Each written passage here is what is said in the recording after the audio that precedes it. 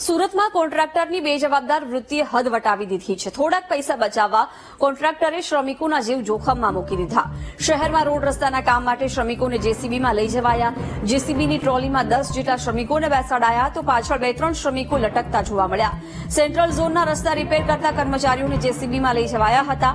Rampura petrol pump પાસેથી પસાર થતા જેસીબીનો વિડીયો સોશિયલ મીડિયામાં વાયરલ થયો છે।